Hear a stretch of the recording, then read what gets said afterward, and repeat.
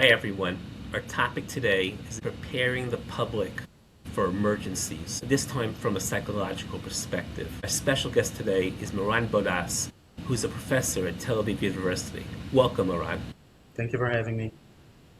Moran, please tell everybody a bit about yourself and your background. My name is Professor Moran Bodas. I'm currently the head of the Emergency and Disaster Management Department at Tel Aviv University School of Public Health. I'm a public health expert, but I focus my research mostly on human behavior and understanding what prompts people to engage in emergency preparedness behavior, what can help them maybe avoid it at sometimes. My work sits at the intersection between multiple disciplines: disaster psychology, emergency preparedness, public health. And so what I'm mostly focused about is studying how people perceive risks, react to disaster risk cues, and how we can engage them better in preparedness behavior. Terrific. I've heard you use the term conflict psychology. What do you mean by that?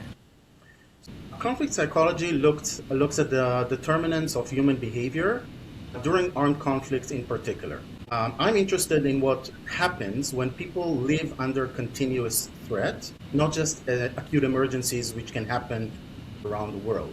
And one key pattern that emerges when such reality exists is what the literature describes as chronic victimization. That often leads people to using denial as an adaptive coping mechanism. It's important to stress here, denial is not ignorance. It's not people just being irresponsible.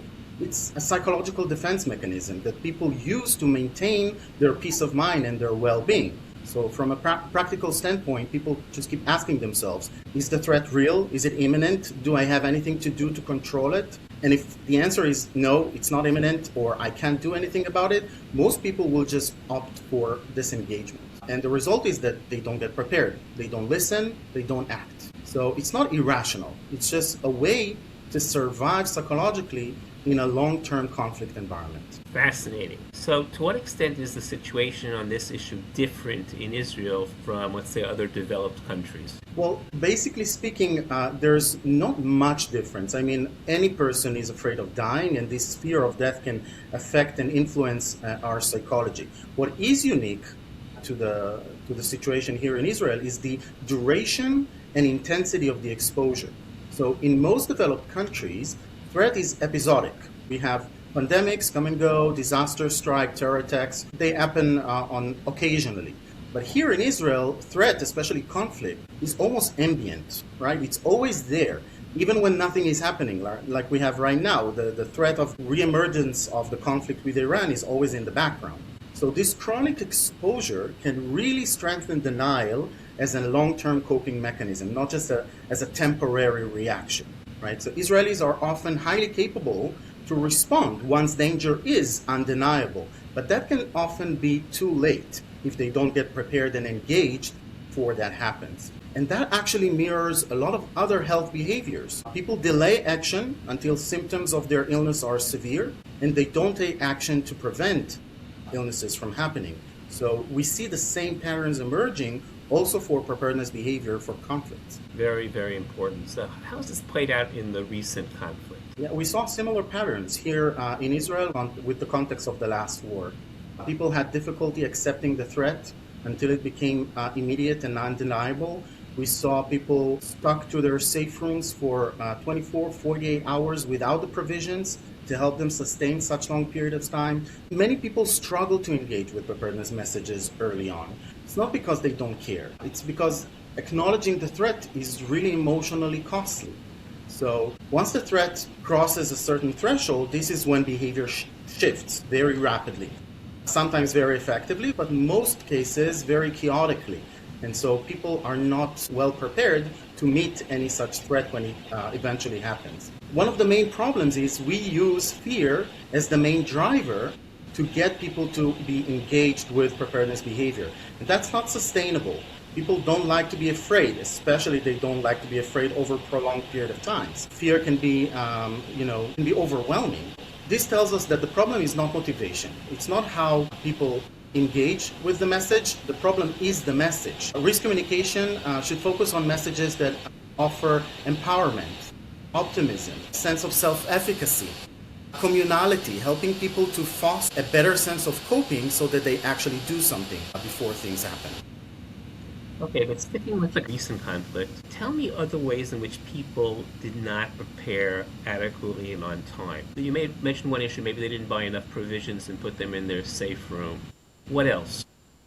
So we see this throughout. We can take as an example the blackout scenario. When before the conflict with Hezbollah erupted the way it did, there was a lot of discussion on media and social media that once a conflict with Hezbollah will erupt, power stations will be targeted and people won't have electricity for a prolonged period of time. Only then, only when that discussion emerged on the media, were people willing to engage with looking for a generator.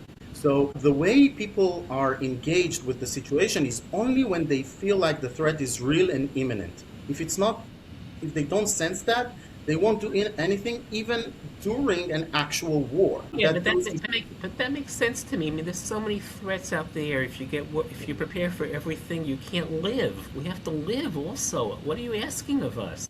That's precisely the point. And that's what us, risk communication, our community of practice in public health, this is what we're missing. When we're telling people that they need to engage in preparedness behavior, what we're actually asking them to do is to give up their wellness. It's to give up their peace of mind in order to deal with something potential in the future, which they really don't want to linger on. They really don't want to But think maybe about. they shouldn't. Maybe there's just too many things to prepare for. Maybe it doesn't make sense to prepare for everything. But then you get to a point where populations are very unprepared for certain disasters and emergencies, and when sudden onset disasters strike, they're simply not prepared. So Well, it seems to me the public health people have to prioritize. And if you're always on, then you shut down. You have to figure out which are the most important things to prepare for. And I think one of the things that happened to public health during the pandemic worldwide is that it was too much. Do this, don't do that. Do this, don't do that. We gotta let people live. I think. I completely agree with you, and that's one of the points that really needs to be well understood by our community of practice. You're absolutely correct. People don't want to linger and really conceptualize constantly their potential for dying. Okay, that's not something that is psychologically sustainable. But the fact of the matter is that if you don't do your evaluations in advance, you can overlook certain illnesses, and then when you get to treat them, it can be too late to treat them. The same applies also for emergency preparedness. So that's another example of a health behavior. And if we want to engage people in such behaviors, we need to think outside of the box and really manage this just like we would do with any other health behavior. We can offer incentives, we can offer risk communication that doesn't tap into fear tactics, but rather empowers people to engage in a behavior that can be sustainable over a prolonged period of time without going through those fearful cognition, that can really mess up our well-being and our peace of mind. That's a choice. That's a choice that needs to be made by public health practitioners and risk communications around the world. As it currently stands, the paradigm is that people are simply a problem.